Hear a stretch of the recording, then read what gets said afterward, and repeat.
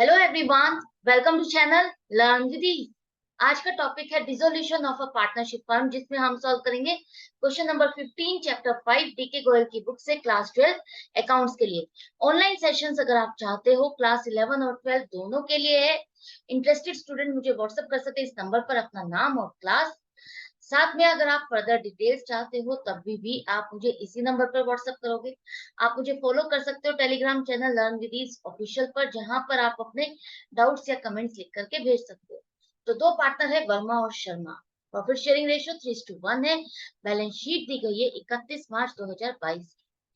ये दोनों पार्टनर मिलकर के फर्म को डिसॉल्व करना चाहते हैं, बंद करना चाहते हैं।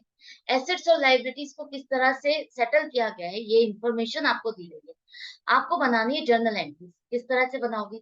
जो लास्ट क्वेश्चन आपने किया क्वेश्चन नंबर 14, बिल्कुल उसी तरह से करना है। आपको रियलाइजेशन अकाउंट बनाना है और साथ ही साथ जर्नल एंट्रीज बनाते जाओ स्टेप बाय स्टेप। तो सबसे पहले एसेट्स आपकी कहाँ लिखी जाएंगी? डेबिट साइड पर। तो रियलाइजेशन अकाउंट में डेबिट साइड पर आप सभी एसेट्स को लिख, land and building 70,000, machinery 60,000, debtors 80,000। Bank account आपका रियलाइजेशन अकाउंट पे नहीं आएगा। तो अब इसकी एंट्री क्या बन जाएगी? आपने कहाँ लिखा है? डेबिट साइड पर लिखा है। तो एंट्री क्या बनेगी? रियलाइजेशन अकाउंट डेबिट टू सारी एसेट्स आपने जो लिखी है उनको क्रेडिट कर दो। बन गई एंट्री। नेक्स्ट है आपकी, आपको जो लाइबिलिटीज है वो आपको रियलाइजेशन अकाउंट में लिखनी है। तो वो कहाँ लिखोगे आप? क्रेडिट साइड पर। तो क्रेडिट साइड पर आप क्या लिखी जाएंगे? पार्टनरशिप कैपिटल अकाउंट नहीं, क्रेडिटर्स लिखोगे। सन्ड्री क्रेडिटर्स आपके हैं 70,000। तो अब आपकी एंट्री बनेगी क्या? रियलाइजेशन अकाउंट आपने क्या किया है? क्रेडिट किया है। तो सन्ड्री डेटर्स आप, क्रेडिटर्स आपके डेबिट हो जाएंगे 70,000 से, रियलाइजेशन अकाउंट आपका क्रेडिट होगा 70,000 से। क्लियर है? बन गई एंट्री। कोई डिफिकल्ट नहीं है। जैसे जैसे आप अकाउंट में पोस्टिंग करते जाओगे आप उसी तरह से एंट्री भी बनाते जाओगे। आपको पता चल जाएगा कि डेबिट करना है या क्रेडिट करना। नेक्स्ट अब आप देखो, आपको एसेट्स को बेच करके या लाइबिलिटीज को पे करने पर क्या क्या करना है, किस तरह से पेमेंट की जाती है। तो क्रेडिटर्स को, जो 50,000 के क्रेडिटर्स, उन्होंने लैंड एंड बिल्डिंग को ले लिया है पूरी सेटलमेंट में। आप उसकी पेमेंट नहीं कर रहे हो, क्रेडिटर्स को पे नहीं कर रहे हो, आपकी वो एसेट ही ले रहे हैं। एसेट आपकी जो लैंड एंड बिल्डिंग 70,000 की है वो क्रेडिटर्स ले रहे हैं और कह रहे हैं कि हमें पेमेंट की जरूरत नहीं है, हम आपकी लैंड एंड बिल्डिंग ले लेते हैं। तो आप ना तो क्रेडिटर्स को पे कर रहे हो और ना ही लैंड एंड बिल्डिंग की सेल प्रोसीड्स, सेल अमाउंट जो आपको मिलेगी वो भी आप नहीं लिखोगे। तो ये एंट्री आप बिल्कुल नहीं करोगे। जब लाइबिलिटी और एसेट आपस में सेटल होती है तो आप उसे रियलाइजेशन अकाउंट में नहीं लिखोगे, चाहे अमाउंट डिफरेंट हो। क्रेडिटर्स यहाँ पर 50,000 के और लैंड एंड बिल्डिंग 70,000 है। तो आप ये मत सोचना ये दोनों तो डिफरेंट अमाउंट है तो कैसे। नहीं, चाहे अमाउंट का चाहे कितना भी डिफरेंस हो, अगर यहाँ पर सेटलमेंट लिखा है तो आप उसको छोड़ दोगे, आप उसे रियलाइजेशन अकाउंट में नहीं लिखोगे। रियलाइजेशन अकाउंट में क्या नहीं लिखोगे? कि आपने क्रेडिटर्स को ये पे किया है और लैंड एंड बिल्डिंग की सेल प्रोसीड्स आपको ये मिली। बाकी के जो क्रेडिटर्स है कितने रह गए? 70,000 में से 50,000 निकल गए आपके। 70,000 में से 50,000 निकल गए तो कितने रह गए? 20,000। उसकी पेमेंट कर रहे हो तो एंट्री क्या बनेगी? लाइबिलिटीज की पेमेंट करते हो तो आप कहाँ लिखते हो? रियलाइजेशन अकाउंट में डेबिट साइड पर। तो रियलाइजेशन अकाउंट आपका डेबिट हो जाएगा 20,000 से। और पेमेंट कर रहे हो तो टू बैंक अकाउंट लिखोगे 20,000। बैलेंस शीट में देखो वहां पर बैंक अकाउंट है तो आप बैंक अकाउंट से ही पेमेंट शो करोगे, कैश से नहीं। तो अब यहाँ पर पोस्टिंग आपकी आ जाएगी 20,000 की। क्लियर है? नेक्स्ट है, आपने मशीनरी को बेच दिया है 30% डेप्रिसिएशन। मतलब कि उसकी जो वैल्यू है आपकी 60,000, उसमें से 30% आप घटा दो। तो इसका 30% कितना होगा? 18,000। 18,000 माइनस कर दोगे तो आपके आ जाएगा 42,000 की आपने मशीनरी बेच दी। और जो डेटर्स हैं उनको कलेक्ट करते हुए आपको कॉस्ट पड़ रही है 500 रुपए। तो ये कॉस्ट क्या है?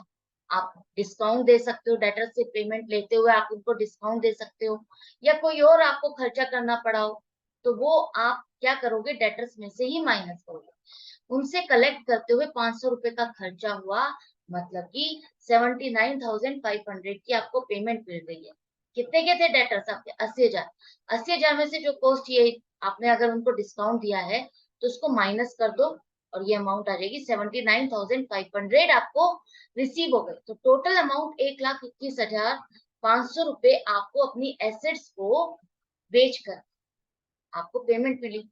बेचा क्या है? मशीनरी और डेटर से आपको पेमेंट मिली है। तो ये एंट्री क्या बनेगी? एसेट्स की रियलाइजेशन आप कहाँ लिखते हो?